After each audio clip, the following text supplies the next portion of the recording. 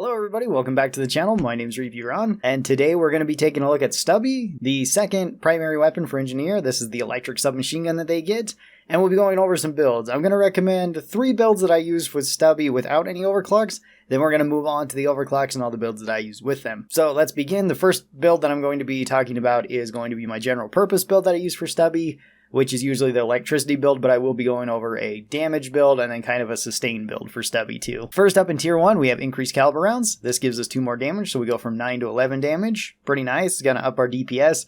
11 damage doesn't really hit any breakpoints. We're still killing swarmers in 2 shots. We're going to be killing grunts a little bit quicker with this. We're going to be killing everything a little bit quicker, so it is nice. In tier 2, we have upgraded capacitors. This gives us a higher percentage chance of electrocuting enemies, so we go from our base 20% up to 50%. That's pretty good. That makes it so we're inflicting electricity damage on enemies. Electricity damage does do damage over time, as well as it slows down everything that gets hit by it, so that's pretty useful, and it can pair really well with other weapons that get bonuses from something being electrocuted. So like the Loki Smart Rifle, which we're going to be talking about next for Engineer's weapons, has a particular mod that gives it more damage towards electrified enemies. So does this weapon, and so do the Scout submachine guns. And then our last tier 1 is expanded ammo bags. It gives us 120 more ammo, so we go from 420 to 540. Usually I take upgraded capacitors in this one. That 50% electricity chance is pretty good. You are electrocuting enemies pretty often then. In tier 2, we have high capacity magazine. This gives us 10 more ammo, so we go from having 30 rounds in the gun up to 40 rounds. Good, nice to have. Then we have recoil dampener. This halves our recoil. Again, great, lets us keep on target easier. And then we have improved gas system. This increases our rate of fire, so we go from 11 to 14. This one is really your choice. Whichever one you find the most comfortable, I would say take. I don't think there's a bad option here. Usually I go with the increased rate of fire because I'm okay with the magazine size.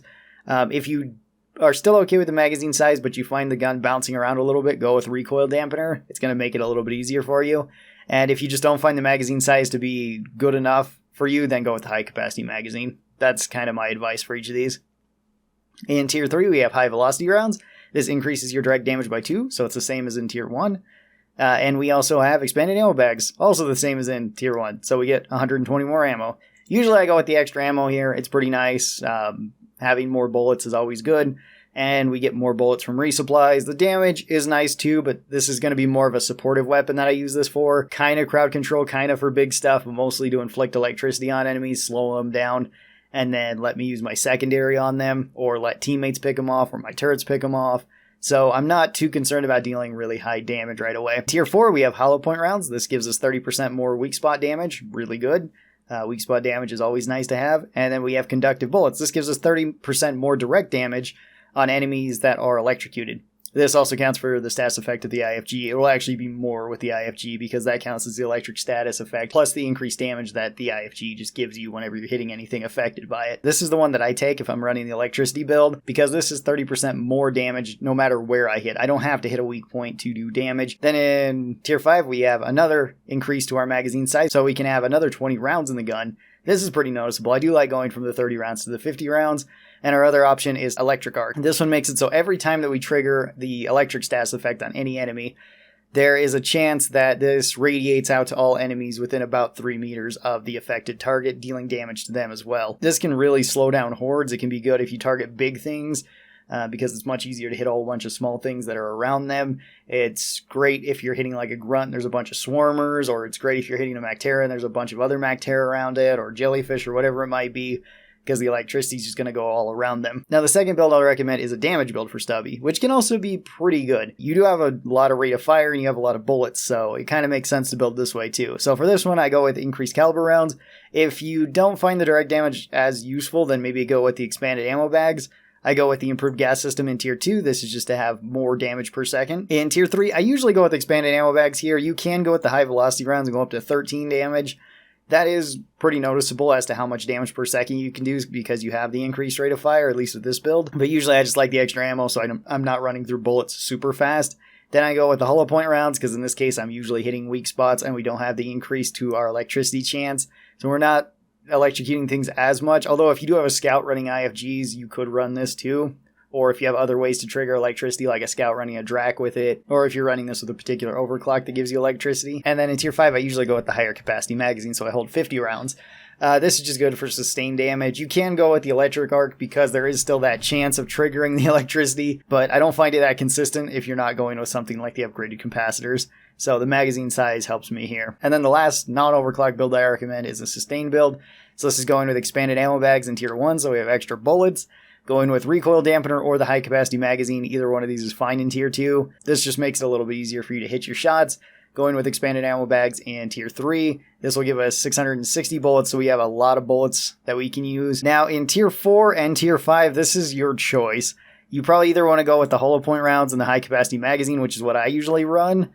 But if you want to bank on the low chance of the electricity triggering, then you could go with conductive bullets and the electric arc. So these are the builds that I usually run with Stubby. Most of the time I'm either running the electric build or I'm running the sustain build. I don't run the damage build all that much, but sometimes it can be fun to do. So let's talk about the overclocks now. Our first clean overclock is super slim rounds, which this one's great. This one's just a bonus like a lot of clean overclocks. This gives you 5 more magazine size, so we go from 30 rounds to 35 rounds. And our base spread is reduced by 20%, so our gun is more accurate. Any of the builds that I just suggested work just fine with this. If you want to go with the electricity build like this, works just fine.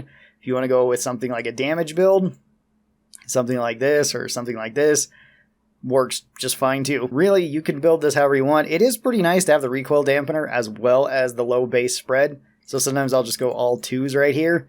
Just go run the electricity build with recoil dampener, will be super accurate. Next up we have well-oiled machine, which is another really good overclock. This increases our reload speed by 0.2 seconds, which isn't that much, but Stubby already has a pretty quick reload, so this makes it a little bit faster. And it increases our rate of fire by 2, so we go from 11 to 13. This doesn't quite give us the improved gas system on tier 2, but it's pretty close. So once again, if you want to run that same build that I just recommended with electricity, works all the same. This way you have the recoil dampener over the rate of fire. You could go with the rate of fire and have a really fast firing gun, but it's not that necessary. Or you could go with something like the high capacity magazine, whatever you'd like here. Again, with a lot of these clean overclocks, they kind of just work with whatever you want to put on them. So moving on to the balanced overclocks, we have the EM refire booster. This gives you 2 electricity damage on every bullet, which is nice. This is stacking on top of our base damage, and this also increases our rate of fire by 4. So we have an even better improved gas system, and I would not recommend going with improved gas system on top of this. It can be fun, but you'll run through the magazine incredibly fast, even if you're running with the big magazine. You also increase your spread by 50%. This one is probably my favorite overclock to run on Stubby, and the way that I usually build this is with sustained fire in mind. So I go with the expanded ammo bags. In tier 2, either I go with the high capacity magazine or the recoil dampener, usually the recoil dampener, because even though the spread's pretty wide, having the recoil dampener makes it a bit easier to keep on target. I go with the expanded ammo bag, so we have even more bullets. Go with the hollow point bullets, and then I go with the magazine tweak so that we have a 50-round magazine. Even with this, we can run through ammo pretty quick in our gun, but we will be killing things very fast. You can run this with damage as well if you wanted to go with something like this, or if you wanted to go all damage in the recoil dampener here. This can kill enemies very fast, even large enemies like Praetorians. And if you build like this, you do actually hit the 15 damage breakpoint, which makes it so you are one-shotting swarmers. Although it's kind of difficult to just fire one shot at them and hit. Our second balanced overclock is the lightweight rounds.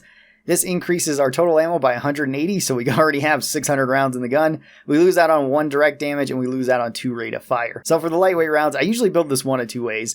Either I build it with even more sustained fire in mind if I'm pairing this with a very inefficient ammo secondary. So if I'm running like Spinning Death on the Breach Cutter, or I'm running like Fat Boy on the grenade launcher, things that I don't have very many shots for, I will just run all ammo. So I will run extra ammo in tier 1, improved rate of fire in tier 2, extra ammo in tier 3, hollow point bullets in 4, and then high capacity magazine in 5.